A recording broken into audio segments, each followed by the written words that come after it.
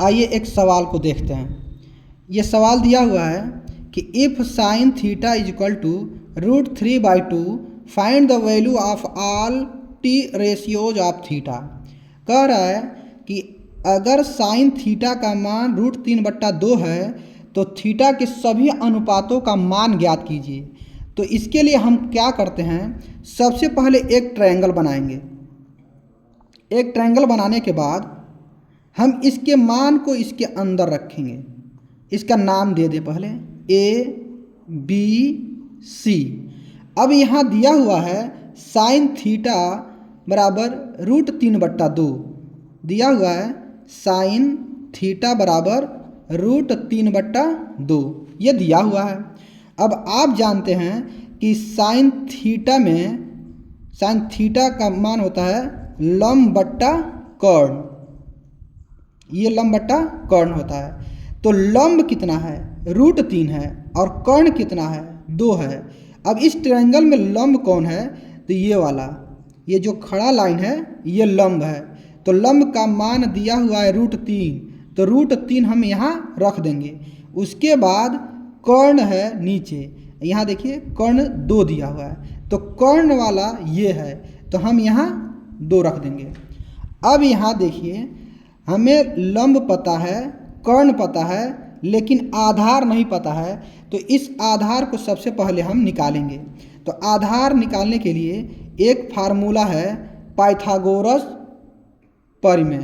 तो इसका सूत्र होता है AC का स्क्वायर बराबर AB का स्क्वायर प्लस BC का स्क्वायर, ये सूत्र होता है।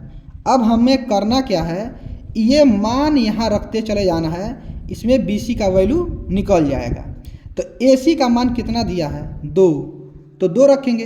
इसके ऊपर 2 घात है तो 2 घात लगा देंगे, ये बराबर है तो बराबर।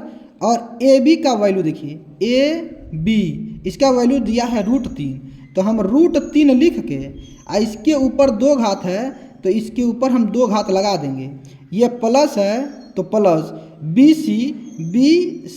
BC नहीं दिया है, इसलिए हम BC को BC रहने देंगे। अब आगे सॉल्व करते हैं।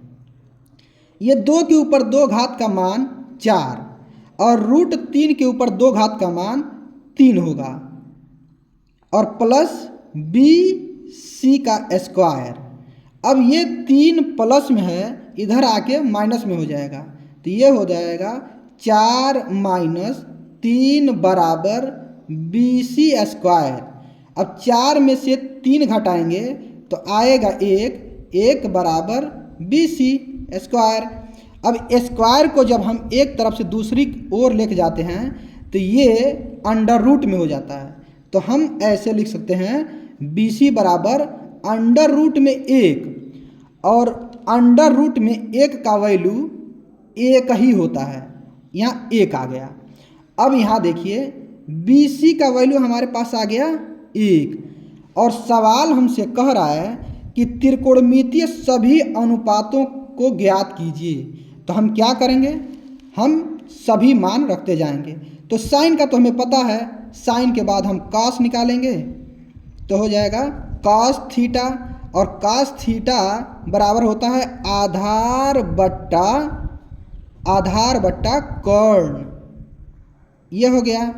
अब देखिए आधार इसमें कितना है, 1, और कर्ण कितना है, 2। तो क्या हम इस तरह लिख सकते हैं 1/2, यही इसका आंसर है।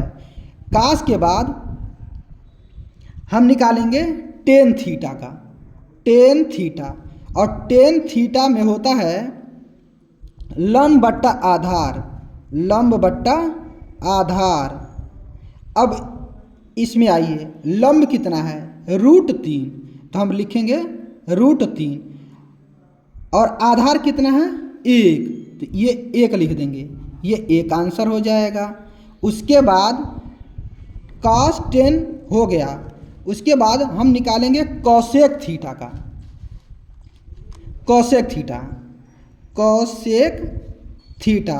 कॉसेक थीटा बराबर होता है कर्ण